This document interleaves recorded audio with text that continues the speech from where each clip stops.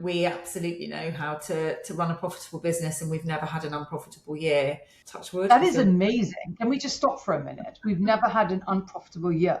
Yeah. Wow, that is just wild. This is the thing with doing this series, that women say the most amazing shit to me, and they say it like it's just a standard thing, that it's just, of course. Like, how many people have run a 16-year-old business and never had an unprofitable year? In 2023, investment into women-run businesses was at 2.25%. In 2024, investment into women-run businesses was at 2%. In 2026, this dropped to 1.3%. You have a greater chance of recovering from being attacked by a shark than you have at getting venture capital or private equity funding as a female founder. Now, this is not because women build worse businesses. It's because the system was never built for them. This is the Bootstrappers Breakfasts. My name is Geeta Siduro. And every episode, I'm going to sit down with a woman who built something real without waiting for the permission or the funding to do it. No hustle myths, no overnight stories, just the real trade the female founders have to make, the real decisions they've made, and what it actually took to get them to where they are today. This is the show for the female founder who has stopped waiting and started building. Let's get into it. Hi, this is Geeta Siduro. Welcome to Bootstrappers Breakfast. We have the amazing Debbie Zaman with us today. Debbie, thank you so much for joining me. Absolute pleasure. You bootstrapped your business. To what level did you bootstrap it? Yeah, so before I sold the business 3 years ago, we were a business of around about 2 million.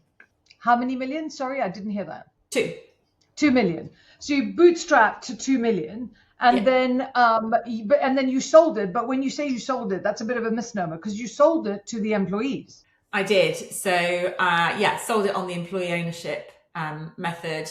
So all of the employees are stakeholders in the business. That is pretty amazing, right? Because it's not a very common infrastructure. In fact, you're the first person that I met and I've worked with that actually has that structure. Let's talk about the bootstrapping and then we'll talk about the employee shift. Why did you bootstrap? Did you feel you had to, or was it a choice, or what made you bootstrap? I think probably a bit of both. When I decided to set my business up, it was kind of a confluence of circumstances. And over the years, so my business is a strategic communications company. And over the years, I'd worked for PR agencies that were great, but I'd also worked for some that were less great. And I think I'd taken inspiration from both and felt that I could do something interesting and different. I didn't for a second think I knew how to run a business, however.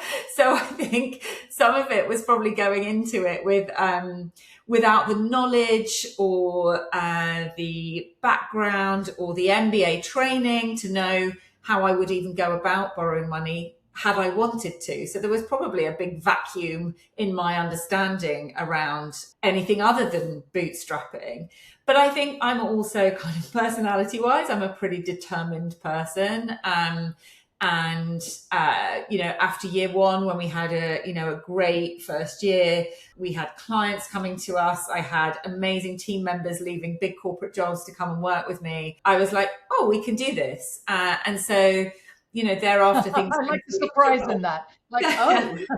Things really took off, and I never really I never thought about it. I think had I had access to kind of more of the understanding around funding, it might have been something I looked at. But with the benefit of hindsight, that ability to run the business in the way I wanted to run it, in the way that made us kind of culturally different, in a way that made us able to really look after our employees, I think I'm glad I didn't and have any kind of potential influence chipping away at that. Yeah. You got to choose what you wanted to do and how and when. And I think there's a lot to be said for that. We call it the bootstrapper's bargain, the one that you choose as an entrepreneur. And I think it's particularly and peculiarly female, but I think it's every bootstrapper, where the bargain is I want to build this business. I want to build it how I want to build it. I need to have a life. I've got children, which I know that you have. How old were they when you started the business? So they were 3 and 8 months, but I have a very amazing husband. Yeah, I know. Timing was interesting, and kind of also on the back of, it was 2010, and it was on the back of the global recession in 2008. So very strange time to do it. It happened to be the right time for me. My husband stepped back from his job and stepped into the daycare for the kids, so they absolutely had a parent on hand. It was just more him than it was me. And I was really lucky because my office was about a 3-minute walk up the road from my house in London. So I was able to kind of shoot back for school events and the things that I needed to, but actually work quite quickly became my baby. Well, yeah, but I mean, when you look at it, so there you've just literally said that. You've explained what the bootstrapper's bargain is. It's like, this is the life I'm living. I do want to have family. I want to be able to see my children, which is the 3 minutes. I want my children looked after by family and not just kind of farmed out. Not that that's a bad thing. We all make our choices. But every bootstrapper I've talked to has taken their personal life and the building of the business into account. And when you compare this to conversations that you see on LinkedIn and other places going, well, if I'm putting money in you, you best be working 7 days a week, 24 hours a day to build this business. It's not available for people, Yeah. women that want families at the same time. I hear you. I also think if I'd taken funding, I don't think anyone could have pushed me any harder than I pushed myself. I don't think I was ever Yeah. any less I don't think ambitious. you work less. No, no. And I think there's a risk with that conversation that it leans into going, well, you've built a lifestyle business because you've built a business around your lifestyle. And I think those are two really different things. And I think, you can be a bootstrapping founder with kids that is no less ambitious, hardworking, and focused than somebody who's taken funding. That's a Yeah. good place to put in a kind of a pin in that moment. For me, firstly, I think lifestyle businesses are phenomenal. I think the negativity that might come from a description of a lifestyle business as being negative will definitely never come from a woman. It will come from a man in terms of what they value the business as. But I think this is number two for us. As a business in Bootstrappers, we think women build businesses differently to men. What I mean, though, by working 24/7 is that I'm more willing as a bootstrapper to be working at midnight to get the thing done than sometimes being able to do it 8 in the morning when in fact what I'm doing is either the kids or the school or the food or the whatever. So it's Yeah. the way in which we use our time, not that we work less. I think we work harder, we're more determined because we have to be, and we worry more because there's no choice and there are no holidays. So for me, I want to take away the stigma attached to bootstrapping. Somehow what we do as women when we build businesses that fit our lifestyles, that is a negative. I don't think it's a negative. My businesses paid for my children's lives. Your business paid for your children's lives. Every bootstrapper did. I guess what I mean is that bootstrapping a business doesn't necessarily equal building a business around your lifestyle needs. And I remember came up on Facebook the other day that I used to do my client work, teamwork, Monday to Friday. And then I would quite often go back into the office because it was so close to my house. It was a blessing as well as a curse. And work on new business proposals, marketing things. And I'd got my McDonald's breakfast and a pile of stuff on my desk. And, it was a Sunday. So I think certainly in the early years, I was definitely making sacrifices from a family perspective. And you just mentioned it in terms of holidays. I remember, trying to get a decent internet signal in Portugal to finish off a messaging project for a client or whatever. It didn't really stop. And the balance between work and kids really quite often work won that arm wrestle. So I hear what you're saying. I just think bootstrapping isn't necessarily structuring, not taking investment because you want to protect that family balance. I don't think that always happens. No, but I do think that when women do it, they don't see that the whole point of setting a business is to give you the freedom to be able to do those things.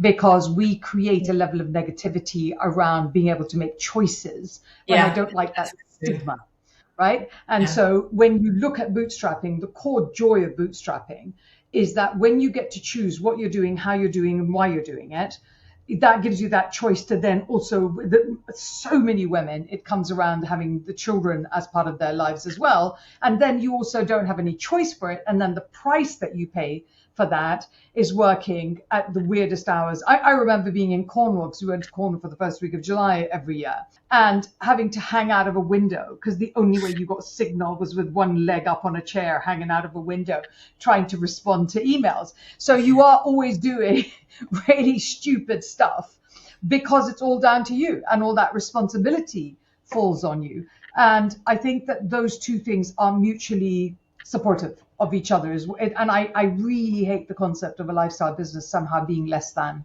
And so that's the thing that I would like to really kill around this. Talk to me about, what was it that made you go into the communications element? What was it in your background? Why did you go down that route? I've always been in PR from my very first job, and I think for me it's something that suits my kind of brain, that is strategic and creative. It's very deadline driven. It's incredibly varied, working on lots of different clients with lots of different needs, and that kind of constant change is something that my brain actually really, really loves. And when I set the business up, decided to specialise in B2B technology and professional services. And at the time, there were one or two other agencies doing it, none of them female owned. It's quite a different scenario today. There's a lot of people that recognised the value of the space. But yeah, that was something that I'm quite a geek. I love understanding how things work, and we work with clients who make other things work. And so I could use my comm skills and my kind of geekish tendencies to good effect. Perfect. I love that, because you end up doing the thing that you love and you're passionate at, and then you build a business out of it, which I think is many bootstrappers. One of the metrics that we use is that women, and I've always used, is that I think women build businesses differently to men, and that and because there's a lack of understanding around it, we don't give it the credit and the value that it deserves, because I think women tend to build needs-based businesses instead of opportunity-based businesses. We tend to build profit-oriented businesses. Well, we're not going to get funding, so you've got to grow it using profit. Legacy, which, as opposed to hit and run type of businesses, how fast can I grow? And attached to that is the level of risk that we're willing to take because of the way in which we grow the businesses. How many of those metrics feel real for you that touch you, and how many don't? Yeah, I think profit, was always a really big one for me. We absolutely know how to run a profitable business, and we've never had an unprofitable year. Touch wood. That is amazing. Can we just stop for a minute? We've never had an unprofitable year.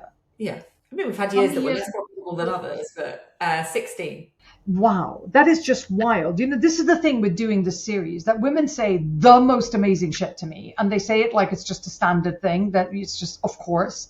Like, how many people have run a 16-year-old business and never had an unprofitable year? Yeah, I guess. Hadn't thought about it like that. Yeah. Freaking insanely amazing. What were the others? You said needs-based versus opportunity-based. Yeah. Was it the needs-based, or what did you think? Was clearly your need? Yeah, exactly. I think it was a little bit of both, but I understand what you mean in kind of, turning on a halfpenny and launching something that responds to the market. Although arguably, we've just launched a GEO product, so helping businesses analyze how they're showing up in large language models like Claude and ChatGPT. And so we do that kind of opportunity piece within the broader business, for sure. Yeah. And legacy, yeah, I think legacy is really important, which is also what brought me to sell on the employee ownership model, because then leaving that as a legacy for everybody who'd helped the business kind of get to where it was seemed hugely appropriate. Right, because that is legacy on acid. You literally created legacy out of the business, which I think is phenomenal. Talk to me about the employee ownership trust. Why did you go down? What made you first think of that? So we would have been 13 in 2023. I had always had in my head that the sale of the business was a validation of success. And you and I have had this conversation in other forums, that perhaps that is an inherited, potentially patriarchal concept, because actually what I'd loved about the business over the years was growing it. And that had been what had kind of, excited me. So in some ways, why would you then sell it? But I very much had this kind of, this focus on this goal. And we went to market for a regular trade sale, secured 3 really, really fantastic offers and moved forward with one. And that was February 2020. And then the world fell off the edge of a cliff. And it didn't happen. And it was a lot of hard work to get to a point for it not to happen. And so I think having kind of licked wounds after that, I was looking at whether we kind of go back, try again. And my non-exec and my finance director actually both put this idea of the employee ownership model in front. At the time when we did it, for the seller, for the founder, it was even more advantageous from a tax perspective than it is today. But so you've got this equal measure of kind of personal reward for the business that you built, but also then this lasting legacy for the employees. So when that came up, I was like, to start with, I was like, is that cheating? Like in the sense of you have to go through the pain of a trade sale. We all know sometimes entrepreneurs, like to punish themselves a little bit, slightly sadomasochistic. But then when I kind of sat back and looked at it and realised that is a lifelong legacy, and how the world of work is changing, right? That actually as concern for jobs and AI, becomes really prevalent in the narrative, people are staying longer in roles, and people do want to look at building a future with a company. And so we've been able to provide a platform for that actually financially rewards them in a way far beyond a salary for doing so. Is it the sort of thing that Waitrose, not Waitrose? John Lewis Partnership. They're the kind of gold standard of it. Yeah, it's really interesting because they made the news earlier this year, late last year, in that they had paid, you can pay out a kind of annual dividend almost to all of the employees from profit. And they had done it for the first time, I think, in 6 years. I don't want to get that stat wrong, but I think it was the first time in 6 years. And we haven't missed a year yet. So it's exactly that model where everyone is ultimately a partner in the business. Obviously, you still have a senior management team doing its job. You're not making decisions by committee, but there are ways in which everyone can get involved and everyone has a stake. Does it, when you go to recruit people, is it a huge benefit in the recruitment process to say this? It is. I think there's actually been in the last couple of years quite a rush on people doing it. So it's less uncommon, double negative, than it's been before. It is a positive. It's quite interesting though, because we run a program called With Women, and we do this whole program of free media training for senior women and campaigns to encourage businesses to put more women onto their speaker benches. And it's a huge commitment as a company. And actually that has as much appeal, I think, in many ways. But those companies committing to really purpose-led initiatives like that are really valuable from a recruitment perspective and a retention perspective. And I think particularly with Gen Z coming into the workplace, they're invaluable. I remember one of my clients who runs it used to be a DEI business with, I don't think they call it that now. And she said that when you ran a purpose-driven business, you could pay up to 20% less in salaries because people had such a high commitment to wanting to work in a purpose-led business. I was like, that is really wild to know. Good to know. Interesting. I mean, the PR industry has, I've been told, reliably told, the PR industry has more job levels than the army.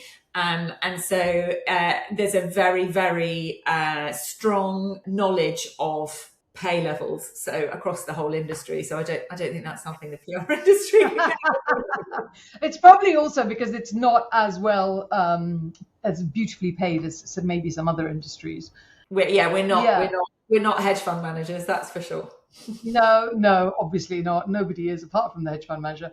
This last bit, I'd like to tell me what it is that you wish you'd known as you were bootstrapping that other women can hear as they think, okay, I can never bootstrap to 300 grand, let alone 2 million.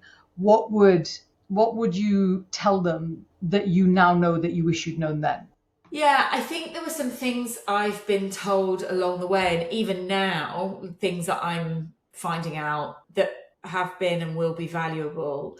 I think when I first set up my agency, I went and had lunch with the founder, Alistair Gornall, of one of the best agencies I work for, the preeminent independent agency of the 90s called Consolidated. And he was like, don't set up a generalist agency. And I was like, I want to do everything. I want to be there for all kinds of clients. And he was like, don't set up a generalist agency, specialize. And I think that was a really, really good piece of advice because, you touched on it, leaning into stuff that I'm passionate about, but also that fulfills a specific client need. I think that was definitely the way the world was kind of turning. Hang on, there's something there that I want to bring up, because what I did, and I think your feeling came from the same place, is when you set up a small business and you're bootstrapping, when someone offers you money, you take it, right? So you'll do absolutely everything because someone's going to pay you to do it. So the temptation is to have a business with 24 anyone. Yeah, 100%. 100%. And I think, having the courage of your convictions in specializing is one.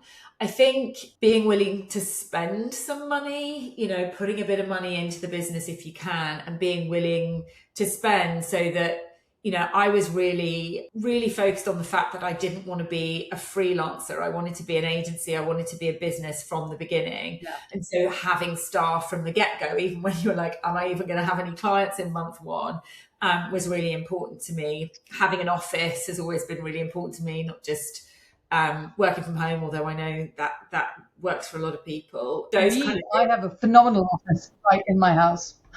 Yeah, exactly. I think for me, I went into it knowing that I was really good at PR, but not knowing how to run a business. And so getting a finance team on again, or finance person from day one, and running my finances really properly. I've never, I know questions over what a lifestyle business means, but I've never, just put loads of expenses through the business because I could or anything like that. I've run really rigorous finances so that I could see genuinely the profit I was making, the growth I was achieving. But I do think things I found out latterly would have been really helpful to know then, like how Sam Smith's doubling theory, which loads of successful businesses I've talked to since are like, that's exactly what happened to us. And that idea of, and I wrote a LinkedIn post about it, and I think you commented on being wildly ambitious. Yes, growing at 10, 15, 20% year on year is amazing. It's really, really a great mark of success. But actually, what could you do as a business? What market could you go into? What service could you launch? To what vertical could you step into in order to grow that business even more significantly and look at those kind of doubling principles? And that's something I wish I'd known maybe 15 years ago. Well, let me just drill into that a minute. Having heard Sam talk about her doubling principle so many times, do you wish you'd known that you could double or that you should double? What do you wish you'd known? I wish that I'd known that I could. I wish that I'd known that there were basically 3 key strategies to achieving that, 3 key opportunities for achieving that. Which are? A new market, a new service. I think the third was a new vertical. Forgive me, Sam. Part paraphrasing you. And I think I kept trying some things, and I'm very good at trying lots of things. Again, I think it's the way my brain's wired. Entrepreneurs. Yeah. And I think rather than going, well, actually, let's do this one thing. Let's do this one thing really, really well. And let's do it with a goal of doubling the business in 3 years. So I think the whole kind of conversation around that. Yeah. And sort of going, oh, there are companies that do this. Like I thought we're doing really perfectly well, kind of growing the rate we were going. Like actually that would have been really exciting to look at. Well, how could I do it differently? And it's only now, and the company is no longer mine. I'm doing this kind of for the broader benefit of the business, looking at acquisition and looking at how we can grow by acquisition again without hopefully taking on any well, we can't take on investment because we're employee owned, so we can't dilute the ownership. So Oh, we that's true. I hadn't thought of that. have to Yeah. protect the ownership. So for us to look at any acquisition, it has to either be self-funded or a loan or something like that. So yeah. Bootstrapping. Amazing. So it does go to that space that I'm always saying to women when you're growing businesses, find the niche and hit for the depth in that niche. But I think that that's insanely frightening when you start off, because you're just trying to make money and pay bills. And people judge you so much on turnover that they're trying to understand what the turnover is. And you're just like, how much turnover can I get? And it becomes the metric we use for survival as bootstrappers, isn't it? Well, do you know what? It's really funny because almost every conversation I had with other businesses, how big are you now? People will answer it with how many bums they have on seats. Interesting. Like it's an empire kind of thing, your forces, your troops.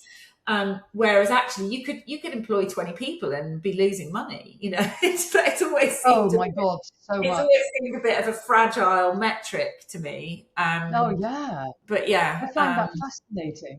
I remember because I grew a very big business very quickly, and we actually doubled in growth every year for about 6 years, which is a horrendous experience, I must say, because what I didn't, I don't think Sam meant it at that stage. I think she meant it a bit later, but I just don't think that this time round, I only look at profit. I honestly don't even look at turnover. I don't care what the turnover is. What's the profit margin, and is it growing, and is it staying? And that's kind of a completely different way of growing a business, which I've never understood. It's the first time I've done that. But I'm really enjoying it a hell of a lot more than this rapid growth rubbish that that whole turnover is vanity, profit is sanity.